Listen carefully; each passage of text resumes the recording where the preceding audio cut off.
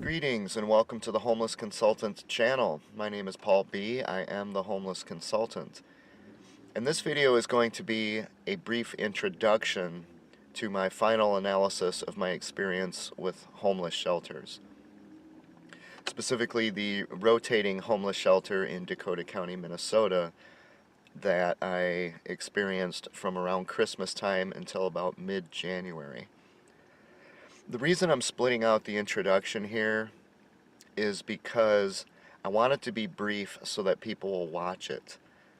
In many ways, I think this introduction is going to say more about this topic than the main video will, because in the main video I'm going to talk more about details and I'm going to be making more assumptions and generalizations there.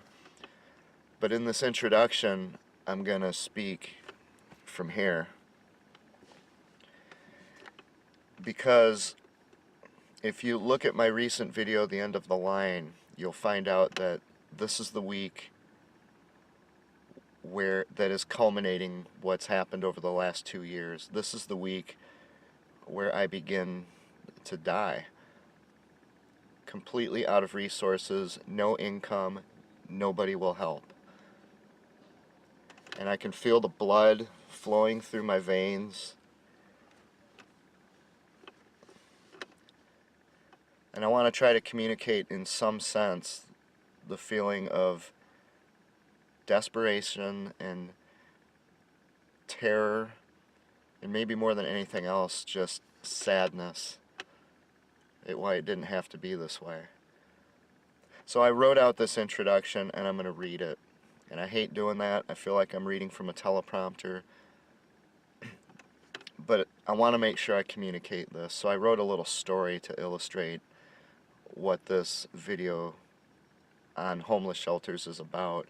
I should say specifically what these government-coordinated homeless shelters are about.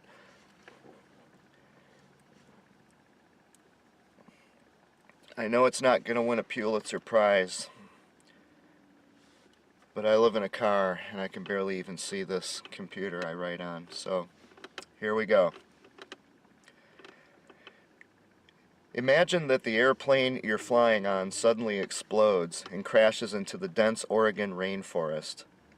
You are the only survivor. But you had gone to college and then entered the workforce. You're not a survivalist, and you have no idea how to survive in the wild. You've never even been camping before. But even though you don't have a radio or a cell phone, you assume that people are going to launch a search and rescue for you, because that is what good and decent civilized society does whenever disaster strikes. Right? For 3 days you suffer in the forest.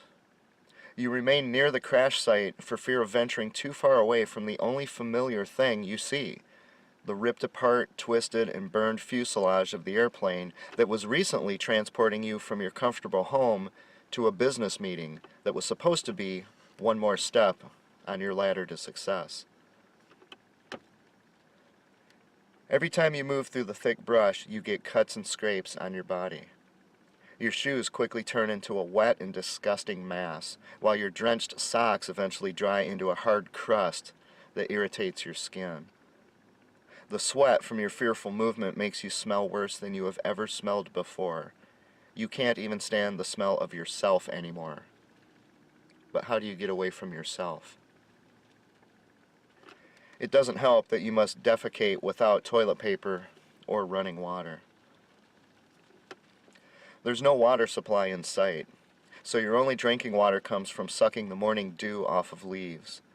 As you begin to dehydrate, your body begins to ache, and you suffer an almost continuous headache.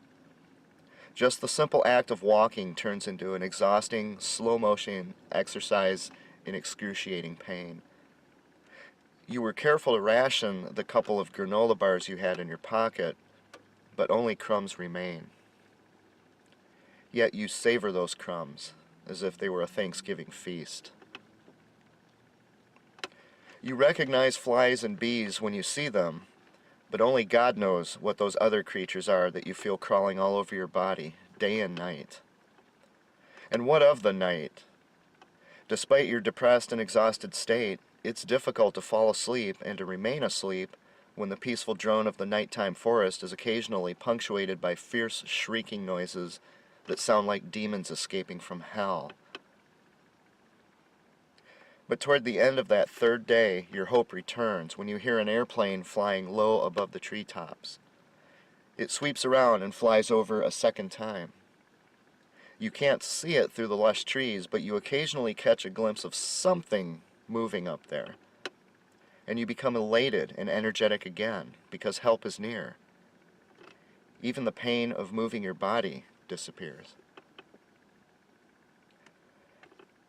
However, that hope wanes and the pain returns as the hours pass by without hearing that plane return. That is the first, the only, and the last time you will hear any low-flying planes overhead. Sometime around the fifth day, you're not exactly sure what day it is anymore, you begin to experience visual and auditory hallucinations, or mirages. Every once in a while, you briefly think you see or hear a human being in the distance, and you briefly become euphoric. Once, you could have sworn that you saw one of your loved ones passing through a small clearing in the distance. And then your mind became consumed with sorrow as you thought about that person and how much you miss them, and you realized that you may never see them again. You begin to cry more and more often, but you have no tears to shed because you're dehydrated. So crying makes your body and your lungs ache even worse. You also experience the sheer terror of having your fight or flight mechanism frequently triggered when a snake crawls out from under the rock you're sitting on, or when you hear some unknown predator creeping around your location. And of course, there's always those fierce shrieking sounds at night, which come and go, but they never stop. Your life is now an emotional roller coaster, an exercise in swinging back and forth violently from the highest highs of hope to the lowest depths of despair. In between these extremes, you run the gamut from good-humored and curiosity about your surroundings to being just plain numb. But above all else, you become increasingly aware that your life may be about to end.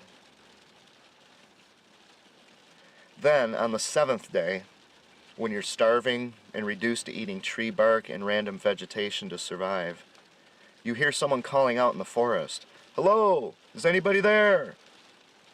Your euphoria returns immediately, stronger than ever before. You've been rescued. Then you see a rather rough-looking, bald-headed character wearing camouflage clothes approach you, and he asks you if you were involved in the plane crash. He's carrying a shotgun and has several knives in sheaths on his belt. You throw your arms around him and tell him, yes, you are the only survivor of the plane crash. This man introduces himself as Mark, and he says that the main search party is located a mile away.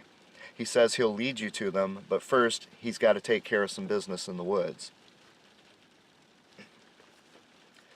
But while Michael is in the woods, you suddenly become overwhelmed by a terribly uncomfortable feeling.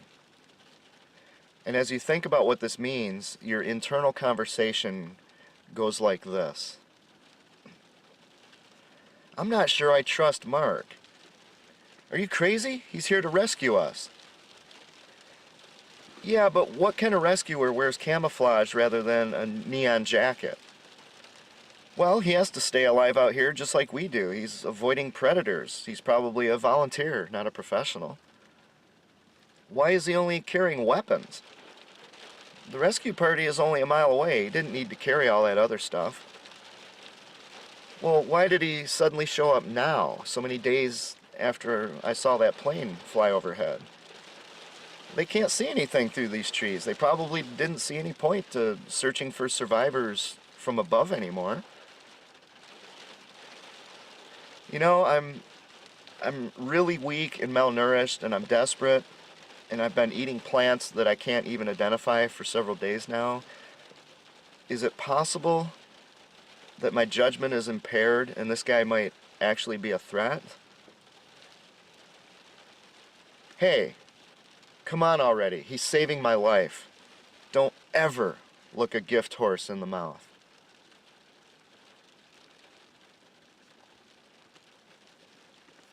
So you start walking through the woods with Mark. The question is, after you have traveled a mile through the woods, which of the following is going to happen? Number 1, you reach the search and rescue party's main camp, and one day later you're at home in your own warm and comfortable bed. Or number 2, you reach Mark's personal camp where he shoots you dead and begins to cook and consume your flesh over the next several days. Because you see, Mark had heard on his radio that the search and rescue effort had been called off after only 3 days. And Michael was an opportunistic serial-killing cannibal. And sitting right next to him while he gorges on his meal is the surface-to-air missile launcher that he used to bring down your airplane 1 week ago.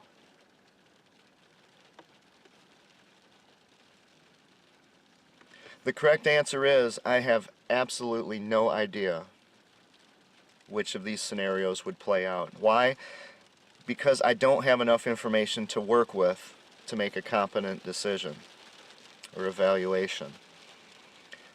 The sad truth is, both of these outcomes are equally plausible and equally possible, especially if you know anything about what goes on in the thick Oregon forest.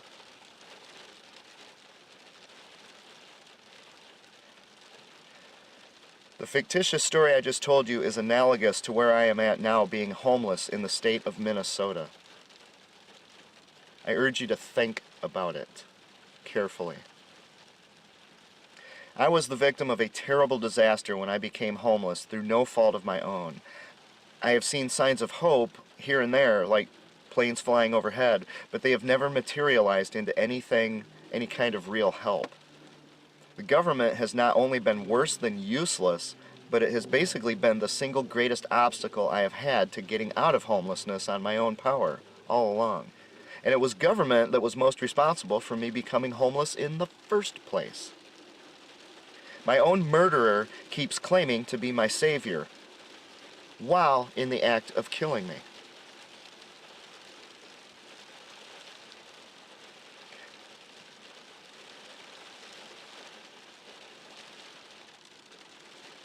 I'm physically weak and I'm malnourished. I'm sleep deprived. I'm on an emotional roller coaster that constantly goes back and forth from euphoria to terror. And that can have an effect on your judgment. Because of this, I fell for Mr. H's phony ruse at the truck wash, and my hope for getting out of homelessness was destroyed by the most incompetent, abusive, and downright creepy employer I have ever had. If you want to know what that's about, look at my first videos on this channel. It's a series called How Not to Do Business. It tells the story of Mr. H. So when I learned about these government-coordinated rotating homeless shelters coming out of nowhere around Christmas time with no advanced knowledge of it, what was I supposed to make of it? Should I assume the best, or should I proceed with caution? The question is, should I look that gift horse in the mouth? And I know the answer to this question. The answer is yes, emphatically. I am going to look this gift horse in the mouth. I am going to thoroughly examine every orifice of the thing with a rubber glove. And here is why. Among the very first books I remember reading when I was a child are Homer, the Iliad and the Odyssey. In the Iliad, the Greeks traveled to Troy, which is on the western side of Turkey, and for 10 years, outside the walls of this city, Troy, they tried to take the city. 10-year-long war. In the end, after 10 years, they appeared to give up. They got on their ships and they sailed away. But they left a giant wooden horse as a gift, as a kind of act of contrition, a way of saying, you win, to the Trojans. And as the Trojans from their high walls saw the Greeks sailing away, they went out and they pulled this giant wooden horse into the city, and they closed the gates again. And then they partied hard, because the 10-year war was over and they had won. But while they were in their drunken stupor, several Greeks climbed out of that horse, including the clever Odysseus, and they opened the gates to let in the Greek army which had returned while the Trojans were partying. And they destroyed the city of Troy and everyone in it, or almost everyone. If the Trojans had looked the gift horse in the mouth, the city of Troy today in the 21st century could be a thriving metropolis on the western shores of Turkey. But instead, it and its people ceased to exist thousands of years ago. So yes, I'm going to look this gift horse in the mouth. I have not seen one bit of evidence in the state of Minnesota that the people here care whether I live or die, that the government cares whether I live or die, and it would not be prudent or wise if I didn't ask the question, do people running homeless shelters, homeless advocates, do they care whether I live or die?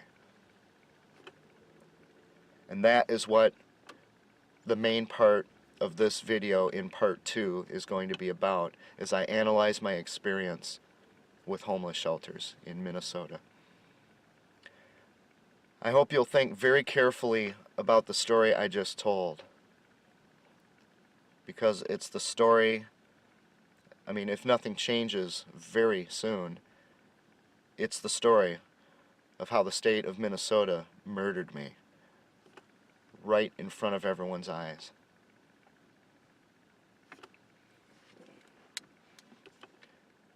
Thank you very much for watching.